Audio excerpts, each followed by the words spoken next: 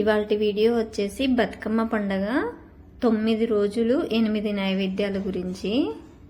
తెలంగాణలో పెద్ద పండగ అంటే టక్కున గుర్తొచ్చేది అయితే బతుకమ్మ పండగనే. తెలంగాణ రాష్ట్రం ఏర్పడిన తర్వాత నుండి అయితే ఈ బతుకమ్మ పండగనైతే చాలా అంగరంగ వైభవంగా జరుపుకుంటున్నారు.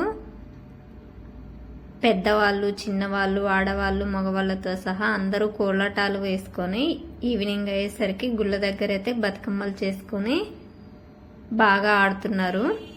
ఇంకా బతుకమ్మలు చేయడం అయితే ఇంతకుముందు అందరికీ వచ్చేది, కానీ ఇప్పుడు ఇంకా టెక్నాలజీ పెరగడంతో ఫోన్లో చూసి అయితే మేకింగ్ బతుకమ్మ ఎలా తయారు చేయాలని టైప్ చేయగానే చాలా రకాల బతుకమ్మలు అయితే వస్తున్నాయి. రంగురంగుల బతుకమ్మలను అయితే పేరుస్తున్నారు.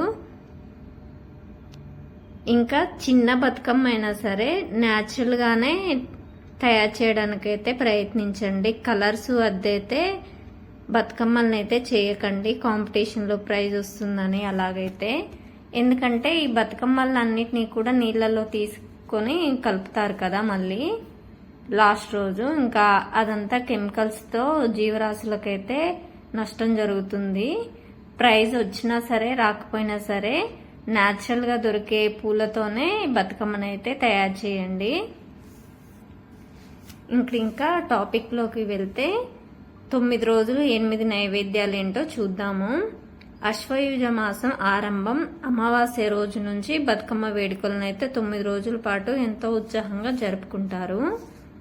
ఒక్కరోజు మినహా మిగిలిన 8 రోజులు ఒక్కో రకమైన నైవేద్యం అయితే సమర్పిస్తారు.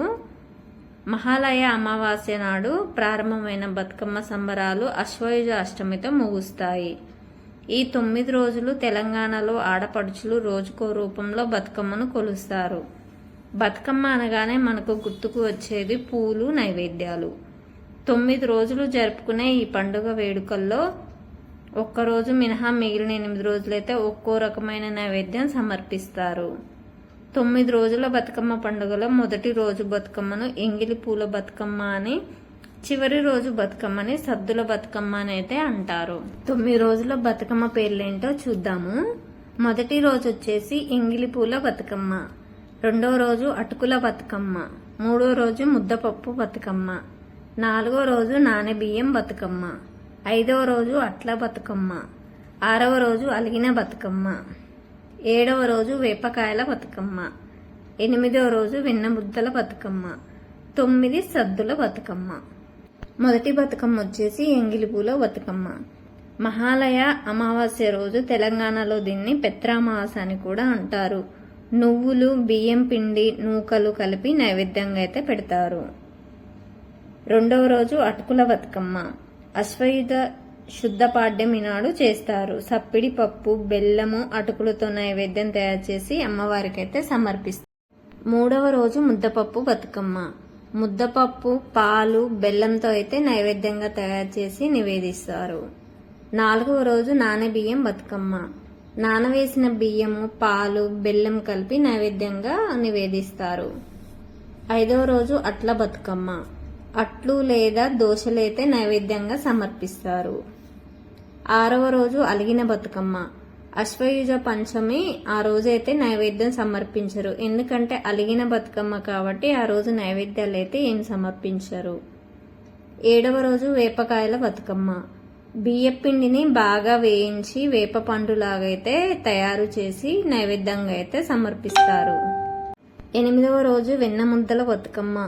నువ్వులు, వెన్న లేదా నెయ్యి, బెల్లం కలిపి అయితే నైవేద్యంగా తయారు చేస్తారు.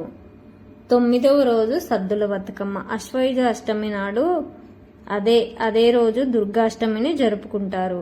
పెరుగన్నము, చింతపండు పులిహోర, కొబ్బరన్నము, నువ్వులన్నము, 5 రకాల నైవేద్యాలు అయితే తయారు చేసి నైవేద్యంగా అయితే నివేదిస్తారు.